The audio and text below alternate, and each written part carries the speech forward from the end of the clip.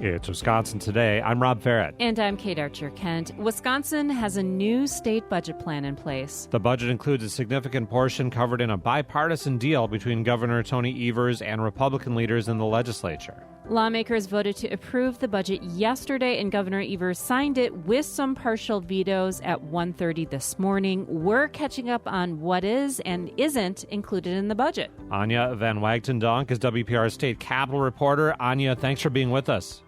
Good morning. And Rich Kramer is political reporter for WPR based out of Eau Claire. Rich, welcome back to the show. Thanks for having me. Anya, you were at the Capitol all day long, I understand. You watched Governor Evers sign this thing. Take us through this. How did the discussion and votes on this budget shake out between the two parties leading up to a long night for you? Oh, yeah. It was a long night for a lot of people, I think. Debate kind of went on all day and well into the night. Part of that was because Democrats were introducing a lot of amendments during the debates in both the Senate and the Assembly, a lot of them arguing that the bill just sort of doesn't go far enough on some of their priorities like childcare or education, or they wanted to push programs that like postpartum Medicaid expansion, for example, or free school lunches that wasn't in the final document. So things started off pretty timely in the Senate. We kind of expected for there to be these longer speeches and the work on the amendments. But then there was a big sort of recess before votes and before it got sent to the Assembly. And that certainly had some people that I was talking to kind of nervous that things would not end up wrapping up quite so cleanly. But it did. The Assembly then kind of did their thing. About 6 hours of debate there. They wrapped up after midnight. And then we reporters all ran to the governor's office to watch him sign it into law, which is a pretty speedy turnaround time. And Rich, this was kind of slow and leisurely until it wasn't. We had this official June 30th deadline that didn't really matter. You know, the state doesn't shut down if you didn't hit that. All of a sudden, there's this thing coming from the federal government. What accelerated the timeline here? Yeah, it was essentially a race between federal and state lawmakers to pass their budgets. There's the federal deadline that is essentially arbitrary and was set by President Donald Trump. He wants his spending bill, known as the Big Beautiful Bill Act, to pass by July 4th.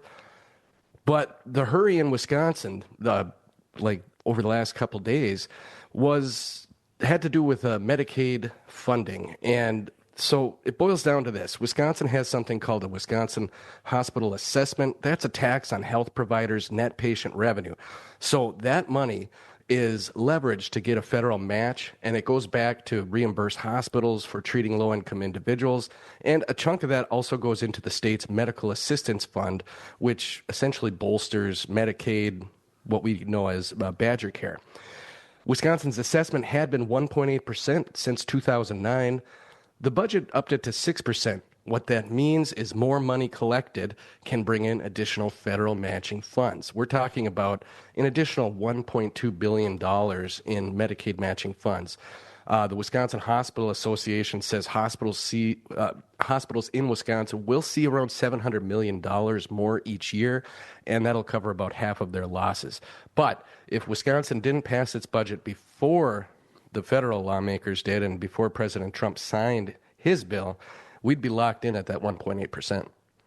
That's one element of this state budget plan. Anya, another part, a tax cut. Republican State Senator Howard Markline and other Joint Finance Committee leaders held a press conference after the outlines of this agreement reached on Tuesday. They were talking about this $1.2 billion income tax cut they agreed on with Governor Evers. Here's a listen.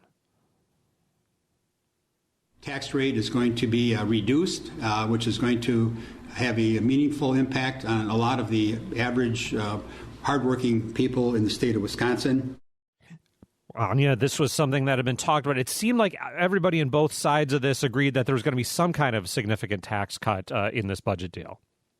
Yeah, that was sort of something that Republicans had said from the beginning was their non-negotiable. And then Evers on his side had some non-negotiables, including education funding and child care funding. And so we learned about elements of this deal early Tuesday morning that Republican leaders and Governor Evers had struck that included kind of both of those elements. So as you say, about $1.4 billion in tax relief with a couple other kind of little things in there too, like exempting some retirement income tax, that kind of thing, paired with about $1.2 billion in education, K through 12, higher education, I should say, K through 12, and child care stuff. And so that was kind of the first sign that something really was going to get across the finish line, because you had these two camps kind of getting some portion of what they want and coming forward and saying, we have this bipartisan budget deal.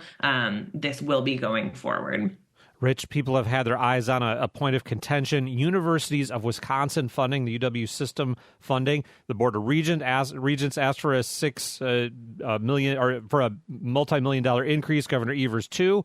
Republicans in the Assembly said, hey, how about an $89 million cut? But one of their representatives told us on the show that's kind of maybe a budget marker, a negotiating point. Where did we end up on UW system funding? Yeah, I mean, the gulf between what the governor had suggested, which was essentially what the universities of Wisconsin had suggested, and what Assembly Speaker Voss and others had floated, couldn't have been bigger. But the final product, this negotiated deal, includes $256 million in new spending on the UW, and that includes a stabilization fund, wage increases. Lawmakers and the governor also approved $840 million for building and renovation projects at campuses like UW-Madison, UW-Milwaukee, UW-Oshkosh, and others. So that's where we landed. There's also included in that deal a requirement that instructors will have to spend more hours in the classroom. And there's other bits, too, that some of the Democrats were not happy with last night. But I mean, that's compromise. It was just wild how different the numbers were, and I wouldn't say they landed in the middle, but not having seen all the numbers, it seems to be embraced by a lot of people. We're talking about the state budget signed into law this morning. WPR political reporters Rich Kramer and Anya Van Wagtendonk are with us. Another big point of contention here, or a big question mark anyway, was the correctional system and how we're going to fund prisons, big changes possibly in the works. Republican Representative Mark Bourne talked earlier this week on what they arrived at with Governor Evers. We're investing across the entire state system, including moving forward plans in the Department of Corrections to make sure that we right-size and innovate in that area for the future. And at the heart of this was a plan to close the Green Bay Correctional Institution, Anya, which I think most parties wanted to do. The question was, what happens next? Governor Evers had kind of an intricate plan. Where did we land on all of that? Yeah, it's a good question. So earlier this year, just to back up a little bit, in his own budget proposal, Governor Evers proposed closing Green Bay by 2029. That same date was in the Republican budget proposal.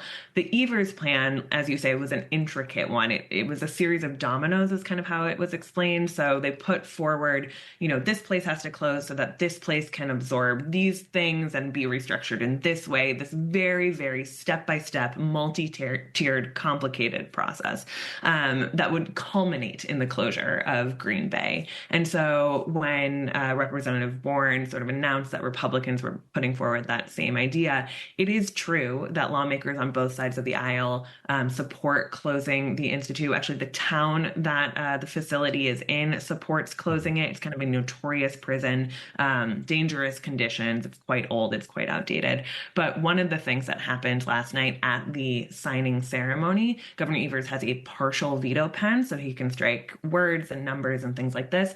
And the thing that he struck was not the money for DOC and not closing Green Bay, but he struck the year 2029. So in other words, he was saying, we're not going to kind of force the hand of DOC. And what he said was, we were able to compromise on this budget. We need to compromise on how we get to closing Green Bay. Everybody wants to close Green Bay, but I need Republicans to come to the table and work with me on a plan. So that was kind of where we landed. And so the answer is, we don't know where we landed exactly with that timeline. Another big question mark, child care funding. Governor Evers made a big ask in his initial budget. Here's Democratic State Representative LaTanya Johnson making a pitch for state child care funding during Tuesday's joint finance meeting. Solving Wisconsin's child care crisis, investing in the full ecosystem that families rely on, is essential to keeping families here, especially those of childbearing age. Rich, where did we end up with childcare funding in this budget? Something like $300 million or more going into childcare funding. So that money is going to be going to providers to kind of stabilize them. Also, there's going to be increased money for subsidies, essentially for parents that rely on those childcare centers. So the governor hailed that as a really big deal for working parents and the state as a whole. Anya, you mentioned the governor's partial veto pen. It's a unique situation in some ways here in Wisconsin. You mentioned striking that year on the prison closure deadline in the Green Bay area. Any other striking partial vetoes that you saw? That's right. That was really kind of the most striking one in the past. People may remember the, quote, 400-year veto. So he's used his pen a little bit differently in the past. This time around, I would say he used it much more conservatively on about 24 items, but it was primarily just to either lock in a higher amount of funding for certain programs. And so by removing the cut to funding, he locks in the previous spending numbers, and that was a way, according to him, to kind of prepare for potential federal funding cuts. And then he also, interestingly, made a couple cuts to specific DNR programs in an effort to say, let's get Knowles-Nelson conservation funding to the table. That was something that didn't end up in the final budget, and so I think this was him attempting to use his pen to, again, get some people back to the table, but nothing too flashy or surprising and at 1:30 in the morning. And we'll leave it there. Anya, thanks for joining us. Thanks for having us. And Rich, thanks for being with us. Absolutely. Thank you. Anya Van Wagtendonk is WPR State Capitol reporter. Rich Kramer is a political reporter for WPR based out of Eau Claire.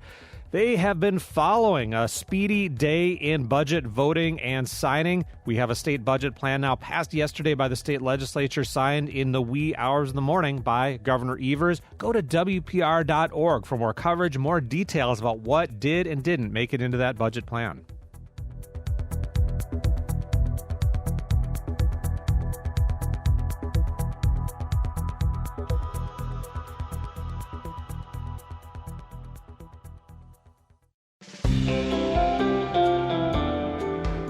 Coming up on Wisconsin Today, the head of the state's Citizens Utility Board talks about decisions to keep coal power plants online and other issues affecting energy bills.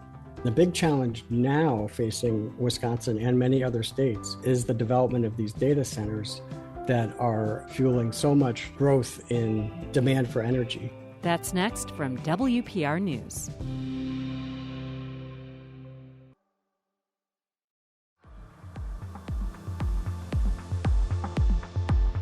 You're listening to Wisconsin Today. I'm Kate Archer-Kent. And I'm Rob Farrett. A 63-year-old coal-fired power plant was set to permanently shut down in Michigan last month, but the Trump administration ordered it to keep operating, declaring an energy emergency. Keeping the plant open could cost tens of millions of dollars and would be paid for by consumers, including people in Wisconsin. And there are other federal proposals that could affect people's energy bills. The spending bill being debated by Congress would cut energy assistance programs that help low-income people heat and cool their homes. To help sort out what energy policies we should be paying attention to and the latest developments affecting ratepayers, we turn to Tom Content, the executive director of the Citizens Utility Board of Wisconsin.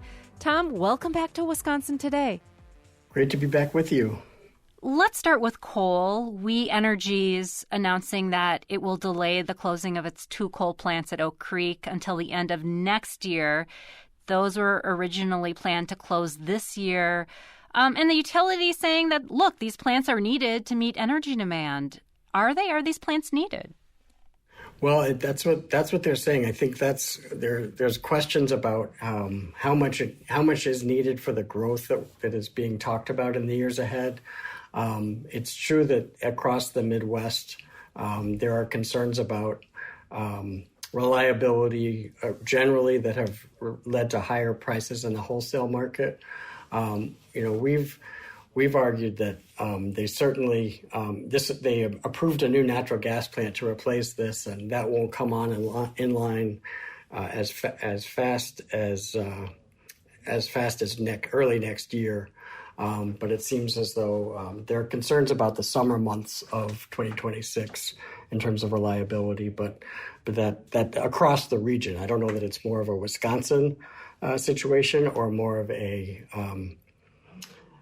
Midwest situation where coal plants are being kept open linked to that. It makes me wonder as well. I mean, these plants, they date back to the 1960s. And have there been updates in decades since with these plants? There have been upgrades. They actually spent, We Energy was approved to spend about $1 billion for the old Oak Creek plant, which is the one we're talking about. It was built in the 50s and the 60s, just about 15 years ago or so. And that upgrade included pollution controls, to make so that it would burn more clean than a very old coal plant. Mm-hmm. It still didn't do anything about carbon emissions, but it would help with conditions, impacts linked to coal like asthma and other conditions, at least to some degree. And so one of the big issues that CUB has been fighting about is the costs to customers after these plants shut down, where customers are still forced to eat these costs or forced to pay for a power plant that's no longer needed to keep the lights on. In this case, they're saying it is needed to keep the lights on for one more year. Let's look at our neighbor Michigan here. The Trump administration ordering the Campbell power plant in Michigan to keep operating. How could this affect Wisconsin residents?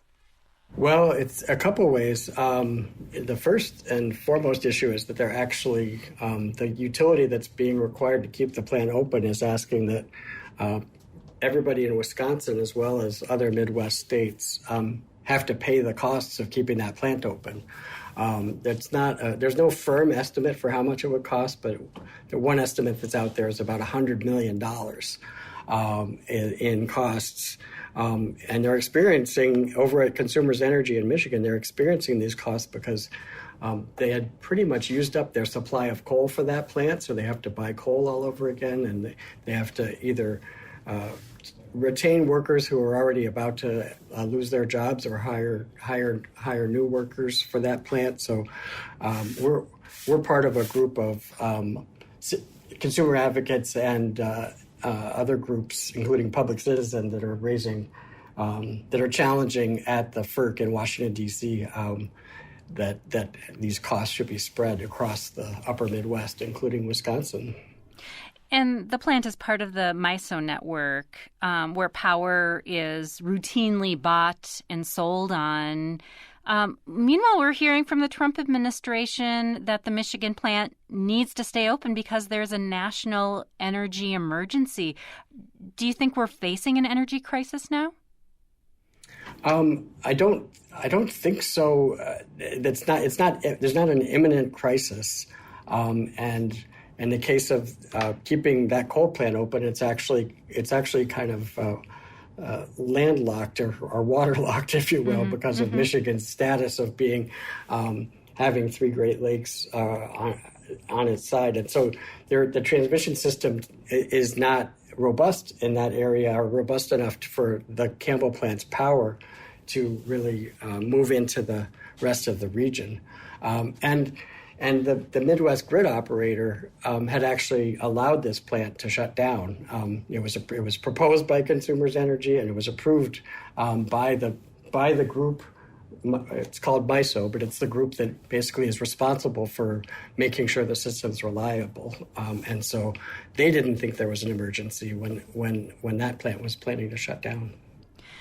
Tom, let's move over to solar and wind power. The International Energy Agency considers it the most affordable energy resources. Is there still a need for coal and gas power plants in our energy mix as we are seeing these solar and wind power projects coming online now? There's a lot of solar and wind that's coming online, which has been very affordable.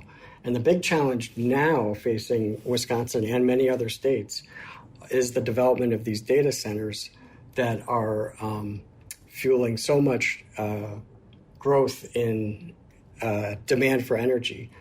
And that's because one big data center from one of the big tech companies can use as much power as an entire city, which is mind-boggling when you think about it. It's just so much power for one site, and Wisconsin has multiple sites that are being looked at for data centers. And so that's the big challenge. And so the Public Service Commission just approved new natural gas plants at Oak Creek and in Kenosha County, in part linked to this economic growth, and which is being driven by the Microsoft project down there in Racine County. I wonder, though, what if a data center project doesn't come to fruition? Do you have to put in those energy infrastructure investments before the data center is built? And what might that look like, perhaps overbuilding in energy? That is exactly was at the heart of the case that was just decided, and for that reason, CUB did not support the entire $2.2 billion of new natural gas infrastructure that was proposed, just because there's so much uncertainty about how much load growth, or as they call it, how much increased energy use there will be from these data centers. And there's a lot of hype. It's almost like a fever pitch about AI right now. We're hearing about it every day. And an AI search uses 8 or 10 times as much energy as a Google search, and so we're seeing the impacts of this. But the reality is, there wasn't a lot of certainty about how much energy that Microsoft project would need, because Microsoft had initially proposed a three campus project, all basically in the same area, and they paused construction on the numbers 2 and 3. And so from that point of view, the environmental groups were certainly saying no fossil fuels, no new natural gas, and CUB ended up in a compromise position where we said build some, but don't build the whole thing until we know more about how much of this is actually going to be real. Kind of reducing the risk and the exposure there. Tom Content is Executive Director of the Citizens Utility Board of Wisconsin as we talk about federal and state energy infrastructure issues and the impact on energy consumers. Moving over to Congress, as we watch the massive spending bill currently being debated, it would end subsidies for wind and solar projects, also impose an additional tax on clean energy businesses. As you look at this, and things are changing, what would this do to the clean energy industry here in Wisconsin? I think it's going to have a real impact, because we've been seeing a lot of growth in that sector, which has helped keep costs down for customers overall.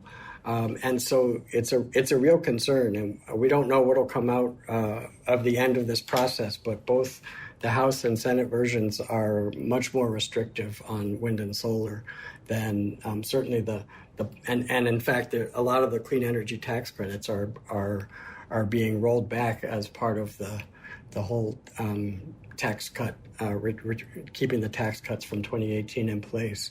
And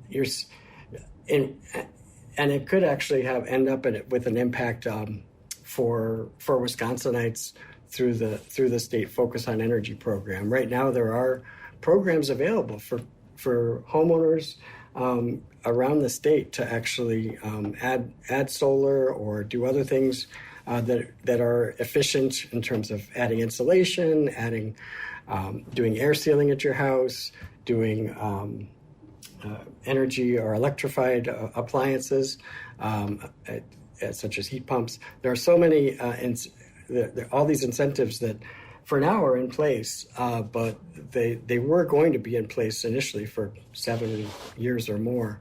And now the question is, how long will they still be in place? But they're still available today. And in the spending plan proposed by President Trump and Republicans, it would eliminate the low-income home energy assistance program, which helps people pay their heating and cooling bills. How would eliminating this program affect people in Wisconsin? It's really significant. We wrote a letter to the congressional delegation on this, and so did a national group of consumer advocates. Also wrote letters on this because this is a real impact. This is $4 billion across the country that's helping low income customers pay their bills, and the concern. If Congress keeps this in place, and we won't know that for a while because that's going to be in a different spending bill than the one that's been talked about recently.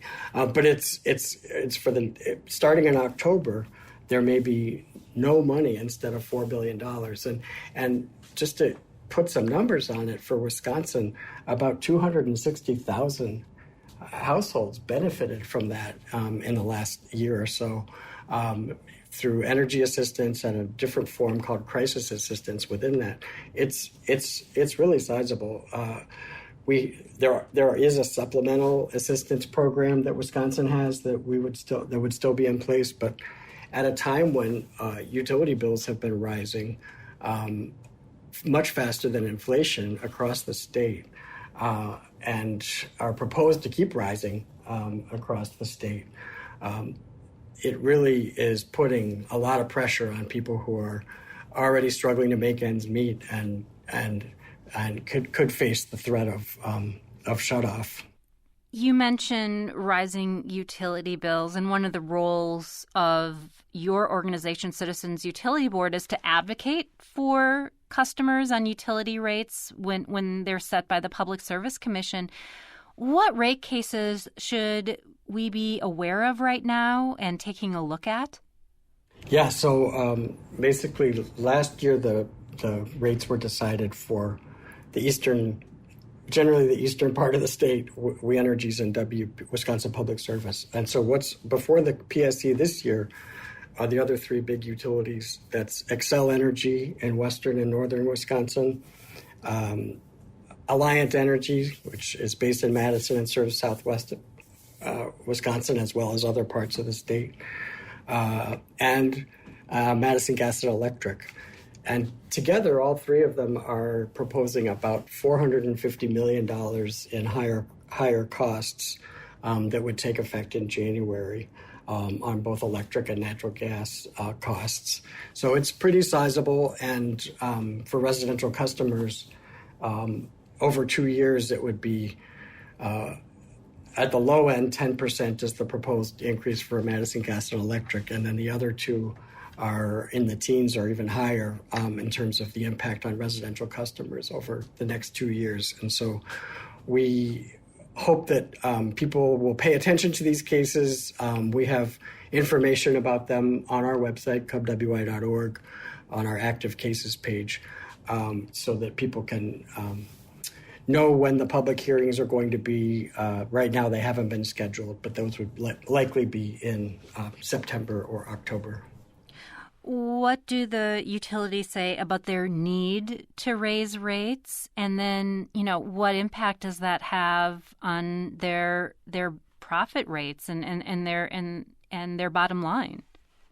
Right. So there is a lot of investment going on, whether it's in the distribution system, kind of the local wires, not the big power lines, but the local wires that kind of connect power plants to the homes, as well as the solar and the battery, and in some cases natural gas plants that have been built in recent years by some of these utilities. So a lot of investment is being built as part of the transition from coal to other fuels, and also to respond to economic development. So it's a lot that's coming at customers, especially when the second part you mentioned is the profits, because unfortunately the profit motive of the utilities is based on how much they build, and the more they build, the more they earn. And so on the earning side of things, that's where we think there's a real opportunity for savings, and we have seen savings in past cases when they bring down the profit level of the utilities. It can save hundreds of millions of dollars if the state regulators were were aggressive in kind of bringing profits down to where monopolies are still financially healthy, but customers aren't overpaying. And our view is customers are definitely overpaying when it comes to the profit side of things. So what options do people have in Wisconsin if they're struggling to pay their utility bills? If federal assistance is going away, where should they look to? I think it's really important that that people raise their voice and speak out about their concerns about the rising prices, but also as a resource for people that there is still energy assistance now. And we're hopeful that there will be a bipartisan agreement on the low-income heating assistance and weatherization cuts that have been proposed at the federal level. But there is still funding available now. But one of the best things that people can do, and this is available to low-income households too, actually, is take advantage of some of the programs that are available that I was talking about earlier concerning weatherizing your homes, because insulating your homes and weatherizing your homes it will lead not just to savings this year, but every year after it gets done, because a more comfortable place to live is actually a much more affordable place from a utility bill side of things. Tom, thank you for joining us. Thanks for having me. I'm glad to be part of the conversation. That is Tom Content, Executive Director of the Citizens Utility Board of Wisconsin. We've been talking about power plants and renewable energy and how federal and state actions will affect Wisconsin residents' energy bills.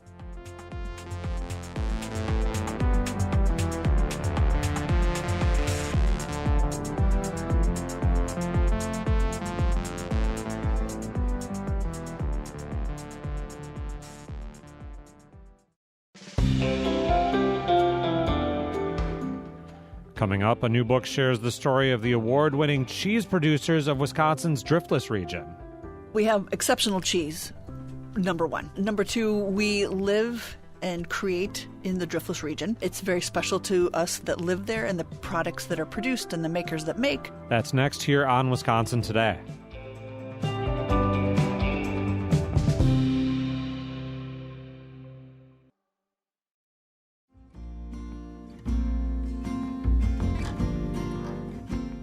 It's Wisconsin Today. I'm Rob Farrett. And I'm Kate Archer-Kent. The Driftless area in southwestern Wisconsin is known for its rolling hills and outdoor recreation, but it's also home to a beloved Wisconsin tradition, that is small batch artisanal cheesemaking. A new book showcases 12 cheesemakers from the Driftless area and traces the history of how the region became a dairy paradise. It's called the Wisconsin Way. That's W-H-E-Y. The region is home to varieties from aged cheeses like Hook's 20-year cheddar to Pleasant Ridge Reserve and Alpine-style cheese that has received more awards than any other cheese in U.S. history. Kristen Mitchell is the founder and owner of Little Creek Press in Mineral Point. She is a co-author of the Wisconsin Way, Cheesemaking in the Driftless.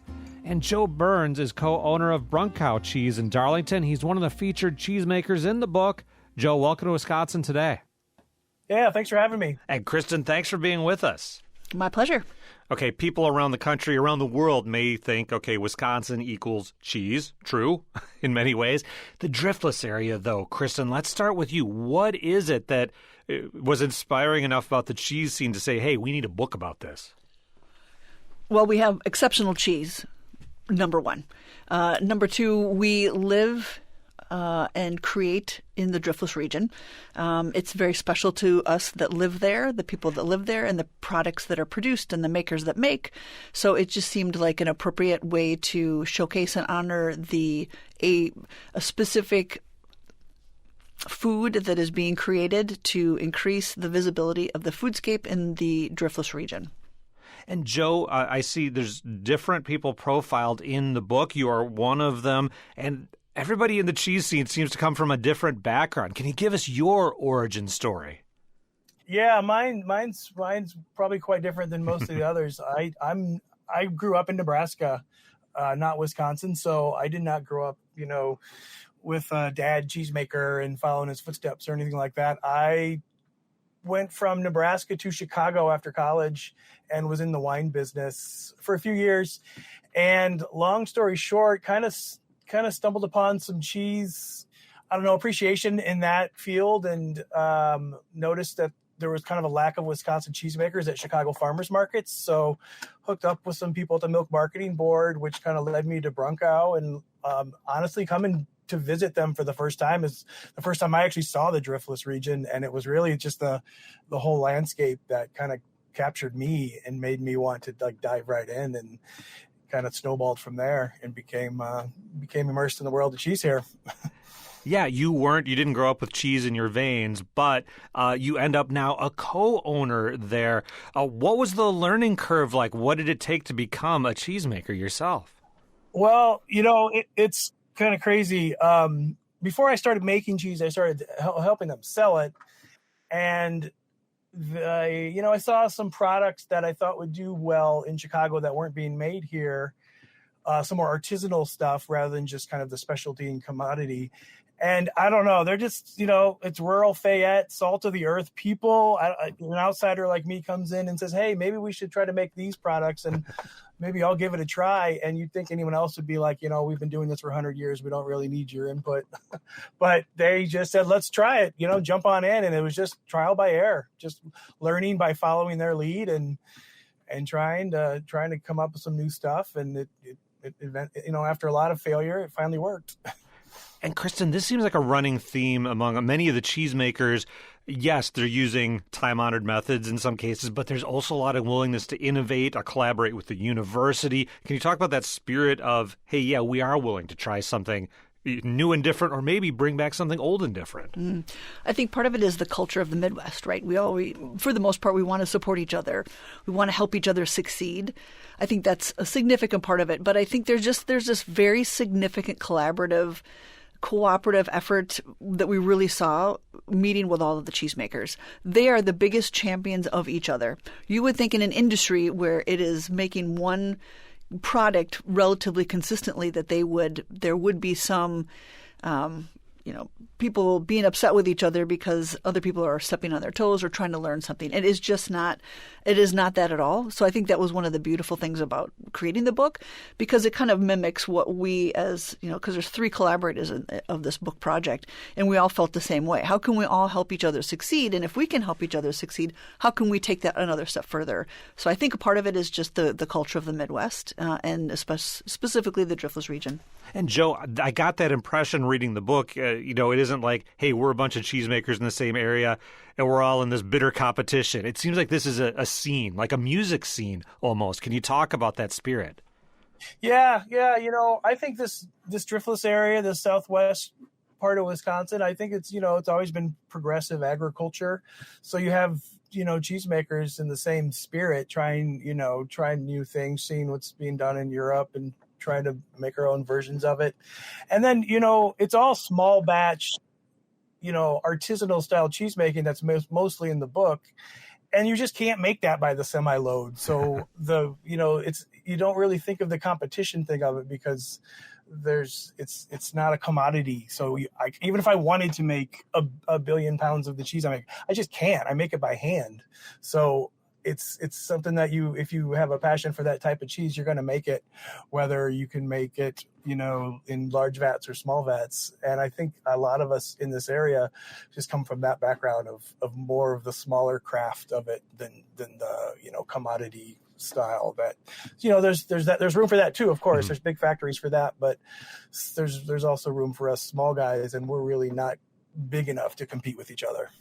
And Kristen, that makes me think, again, reading the book, and I've talked to economic specialists, a lot of Wisconsin cheese is commodity. A lot of it ends up on frozen pizzas. But Joe used the word, artisan. These are artisans working on this smaller scale. Is that something that you think really just fits with the spirit of the Driftless region? I think it fits with the spirit, but it also fits with the topography. We don't have the opportunity or the ability to have large-scale agricultural farms. In some cases there are locations, but it kind of lends itself to the creativity and innovation that these farmers have to have because they don't have a lot of land. Andy Hatch, outside Dodgeville Uplands Cheese, he has 90 to 150 cows. That's it.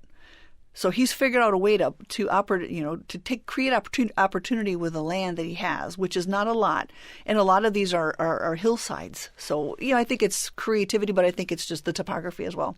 And Joe, I imagine one way I could get into cheese making is go out on the commodity market and buy the milk I'm going to make my cheese out of, or I could do what I think you're doing there and having a relationship with a particular pasture. Can you talk about your sourcing? Yeah, sure. We actually work with we're in Lafayette County, so we work with a Lafayette County co-op that is all Amish farms because there's a lot of Amish that moved into the area. So we're talking really small farms, some of them 30 head, 25, 50, 60. So it's a collaboration of several farms in the area that are pooling the milk. So it's all small family farms. We're talking about the cheese-making tradition and future. In the Driftless region of Wisconsin, we've got Kristen Mitchell from Little Creek Press, cheesemaker Joe Burns from Bronco Cheese. They're two of the people behind the new book, The Wisconsin Way, Cheesemaking in the Driftless. Again, that's W-H-E-Y, The Wisconsin Way. Joe, I want to dig into a particular cheese. You brought over the concept from Finland, which is a good fit, of course, for Wisconsin heritage. I'm going to ask you to help me with the pronouncer here. So Juustoleipä is the cheese. We were introduced to this cheese by a professor in Madison who showed just whoever was interested the recipe, I don't know, 20 years ago. Nobody was making it in the United States as far as, actually, it might have been made in the homes in the UP of Michigan a little bit because there's some Finnish up there, but it wasn't being made commercially in the US as far as we knew. And we kind of ran with it, and it really flipped our factory upside down because it was so unique and so new to the scene. And it's a unique cheese because we actually physically bake it as part of making it, and then you heat it to serve it. And so when we first kind of got introduced to it, the farmers markets were a key scene for it because you could just go out kind of guerrilla marketing. And I took it to a flame in Chicago in Lincoln Park and sampled it. And then the other people at the factory took it to Madison to the Dane County Farmers Market, put it on like a hot griddle. And we were just, thousands of people every weekend were seeing it. And it just kind of snowballed from there and became this really popular, unique, whole new cheese that had never been made in the state. And that's really what's kept us going. We are really old. We're 126 years this year making cheese. And so we've gone from 180-pound wheels of Emmentaler when we're because our heritage is Swiss, to block cheddar and Colby and Jack, to now specialty and artisanal. And this is like something that really is kind of in between. It's not like a small batch of some of the artisanal stuff, but it's not a commodity either. We call it a specialty cheese. And so it's really helped us kind of survive the changing times from the 90s to into the 2000s, as when cheese making really kind of, the specialty and artisanal stuff kind of revolutionized the whole industry. Now, Kristen, you came into this project from the publishing side of things. What are one or two of the things that struck you that you learned about cheese production in your neck of the woods? Everything. I had no idea, truthfully. When we decided to do this project, and a little bit of the origin story of the book, Joe held a class at a culinary school we have in Mineral Point called The Book Kitchen, which is housed in the Republic of Letters. And the three of us collaborated. The Republic of Letters, The Book Kitchen, and Little Creek Press collaborated to do this project. And Joe actually started this whole ball of cheese rolling when he released a cheese called Pave Henri that he'd been working on for, could be around 10 years. Joe can correct me if I'm wrong. Yeah, about 10 years. And he just had the opportunity. He made this beautiful meal for us. He educated us about just the process of creating the cheese and the smell of the cheese and how he sat on it for so long. So that was the impetus for the book. But I think that I really had no idea the volume of effort and craftsmanship that goes into making these cheeses. And there's, as you mentioned earlier, they're not all cheesemakers, right? Joe's a good example. He didn't come up in cheese. Anna Landmark didn't come up in cheese. So the inspirational stories of the cheesemakers was really wonderful. Kristen, I want to talk about how you chose the cheesemakers to feature in the book. Joe and the, I think, 11 others?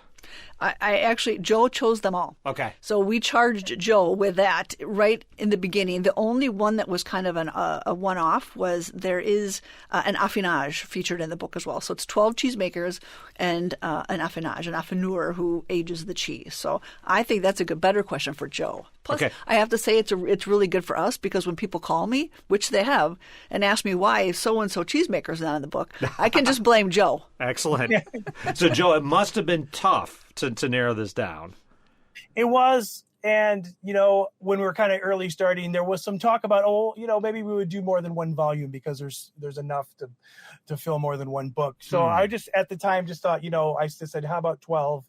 And they thought that was a good number to start with. And I just kind of thought about, who's, who I guess it's obviously subjective, but who's making some of the most unique stuff. And I kind of wanted to get a wide range of products. I wanted to, some people are working in sheep milk, some people goat milk. There's some like incredible female cheesemakers who don't always get recognition as in the state because it's predominant male cheesemakers. But so I wanted to get a good mix of different types of people, products, backgrounds, and that was just you could remove us and put someone else in and there'd be another good person. There's definitely more than us 12 that should be recognized. And Kristen, something that's coming through just sitting here and in the book is your love for the Driftless region, not just the cheese but the place in general. How would you encourage someone wherever they might be to take a close look at the place around them, say what's special, how do I promote that, how do I get that message to the wider world? I just talk to the people. People like, I'll use Minter Point as an example. Minter Point is one of the most welcoming communities I have ever been in. And really, it is as simple as asking the server at the restaurant where you just had a beautiful meal, where did this come from? Who made this meal? Can I find them? Everybody, it's another thing about, the Driftless region as a whole. We're very accessible. Everybody wants to help each other. So I think it's about the community, the people in the community that know better than anybody else, or find books like ours that, focus or feature one specific thing in an area. And Joe, as we wrap up, there's a section in the book, a guide called How to Cheese. Recommendations for somebody who wants to up their cheese game, explore the wider worlds of cheese. How do you recommend somebody get started? What's probably the most interesting to people is to actually go to the places where the cheese is made. And because most of us have a little retail store, or have a way to invite the public in a little bit, and you can kind of get a better feel for how this whole world works just by coming out and visiting us, because we're all pretty close to each other, proximity wise. You could hit a small area, and go visit 3 or 4 of us in a day trip or 2-day trip pretty easily. We'll leave it there. Joe, thanks for joining us today. Hey, thanks for having me. And Kristen, thanks for being with us. Thank you. That was Kristen Mitchell, founder and owner of Little Creek Press in Mineral Point, and Joe Burns, co-owner of Brunkow Cheese in Darlington. We've been talking about their new book. It's called The Wisconsin Way, Cheesemaking in the Driftless. It profiles 12 cheesemakers in the area who are carrying on longtime traditions and forging some new innovations in yummy gourmet cheese.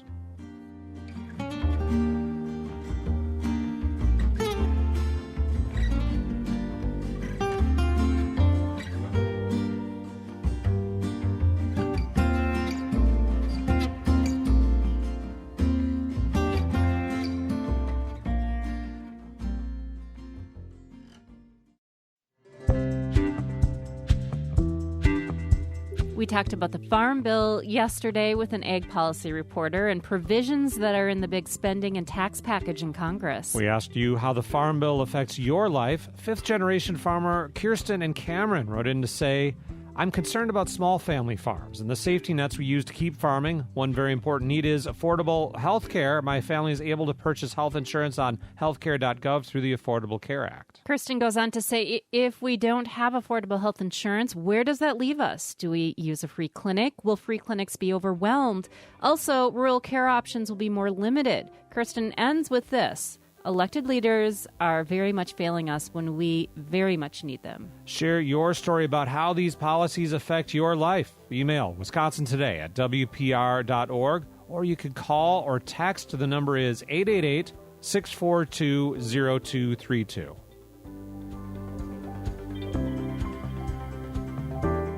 Wisconsin Today producers include Colleen Leahy, Joe Tarr, and Rochelle Wilson. Our technical directors are Tyler Ditter and Sarah Hopeful. Learn more about us at WPR.org/Wisconsin Today. I'm Kate Archer-Kent. And I'm Rob Farrett. You're listening to WPR News.